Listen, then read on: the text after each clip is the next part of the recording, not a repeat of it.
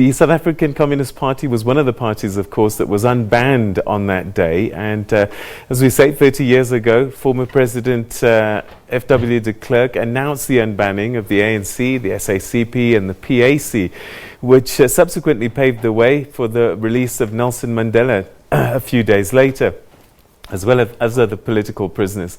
Now, these developments moved the country to negotiations followed by the first democratic elections in 1994.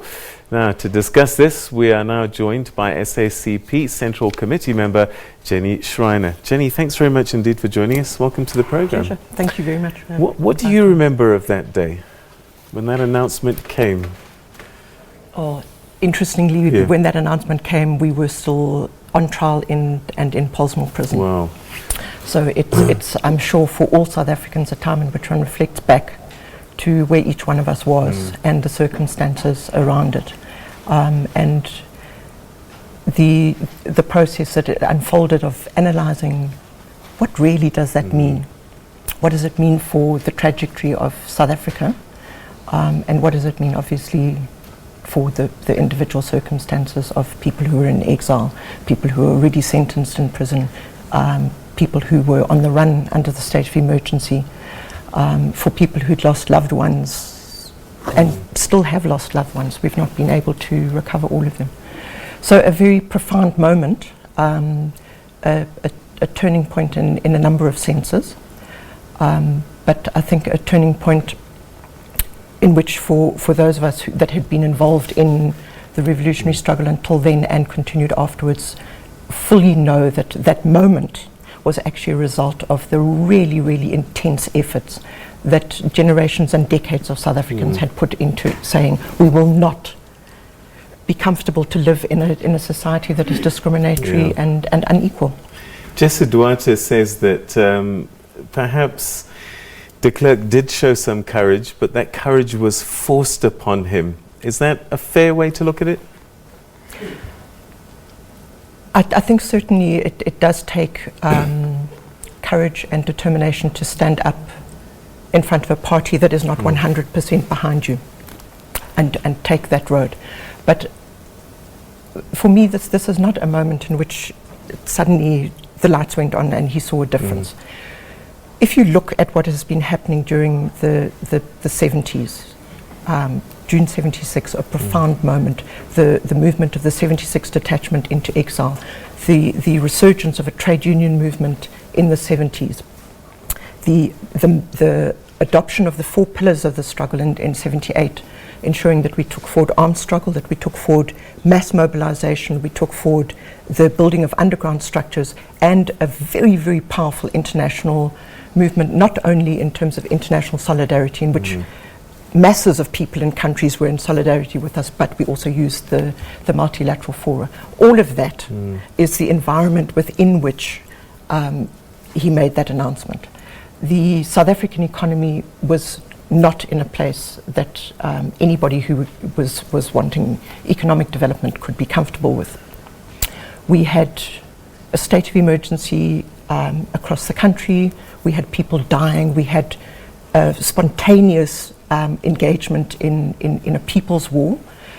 We had a level of political consciousness of our masses in South Africa that meant that actually the apartheid state had no option. They could have done that. They could have waited and continued with the intense repression and counterinsurgency strategies that they had adopted, the Comstrat initiatives that they had embarked on.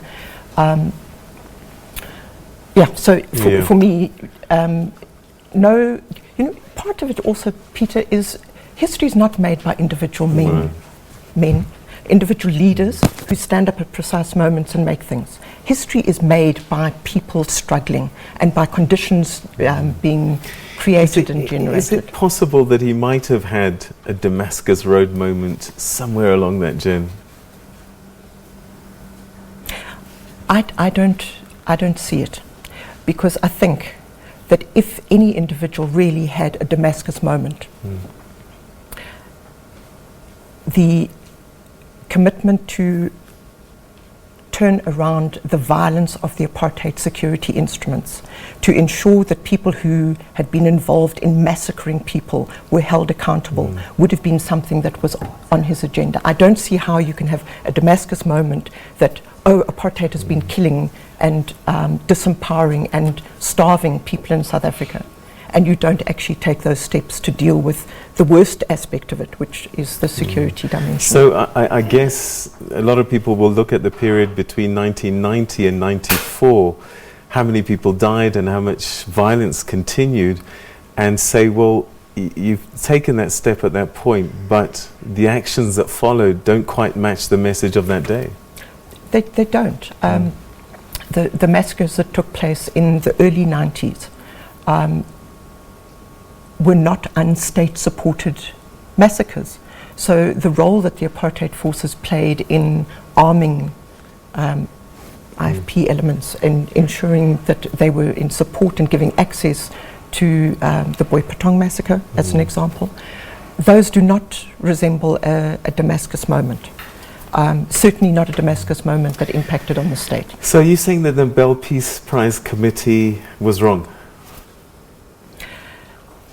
You know, the circumstances under which they awarded that at that point in time, at a stage at which we had been through an incredibly difficult and bloody and exciting and hopeful negotiation process, maybe it was an important part of recognizing a nation that's in the process of nation building, to recognize that there were two leaders.